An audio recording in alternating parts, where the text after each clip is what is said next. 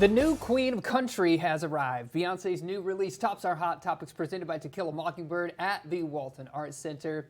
Well, Cowboy Carter is here. Finally, after months of anticipation, the mammoth 27-track record dropped today and includes cover and collabs galore. Beyonce covers Dolly Parton's Jolene and the Beatles' Blackbird. Parton also lends her voice to a track as well as other artists like Miley Cyrus, Post Malone, Linda Martell. This album is the follow-up and the bold departure from her highly successful Renaissance. Beyonce secured the #1 spot on the Billboard Country chart for the lead single, Texas Hold'em. Danielle, you were saying and Mariah... I am the Beyonce expert. Yes, of course.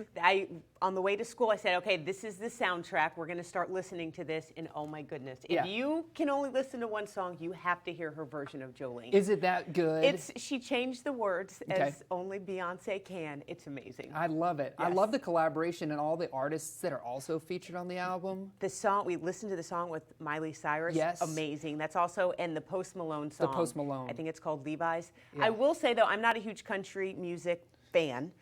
It might not be country enough for people that are really country people. Really into it's country. A little pop country. Little if pop that's country. A thing. That's good. That's good to know. But it's out there now. It's streaming. You can purchase it wherever you get your music. So big day for Beyonce. Excited to see it and hear it. An Oscar-winning couple will receive a High English honor. So director Christopher Nolan and his wife and producer Emma Thomas will receive a knighthood and damehood for their services to film. Their recognition comes after their biopic about, of course, J. Robert Oppenheimer swept the award season. Notably, the film resulted in a win for both Nolan and for Best Director and Thomas for Best Picture. The honors are formally awarded at a ceremony at Buckingham Palace. However, the king is currently not undertaking any royal duties due to his cancer treatments. But this is exciting for, I can only imagine, you know how it is being a husband and wife duo in the same kind of field, Danielle, but these two movie makers.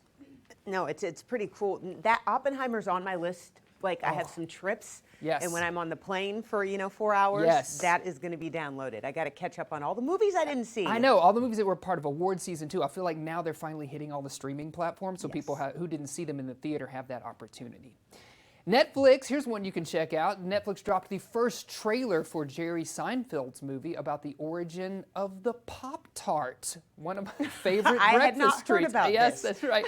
Unfrosted follows the story of the 1963 battle between Kellogg's and Post to create a new breakfast pastry.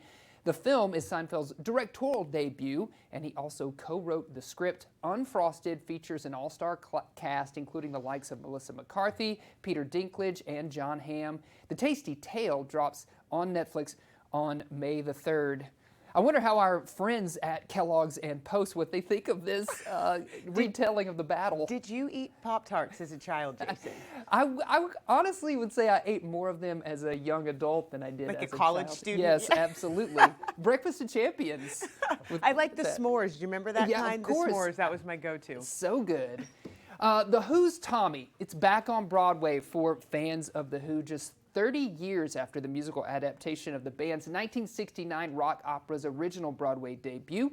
The Who member Peter Townsend and Broadway director Des McAnuff reunited to bring back the story of the young pinball wizard Tommy Walker. Production includes songs from the original 1969 album as well as original songs made for the stage. Remember that original production did win 5 Tony Awards, so this is award-winning musical they're bringing back. I'm a big fan of musicals, so I had to talk about this one today. The Who, also legendary, so I'm glad to see this one come back.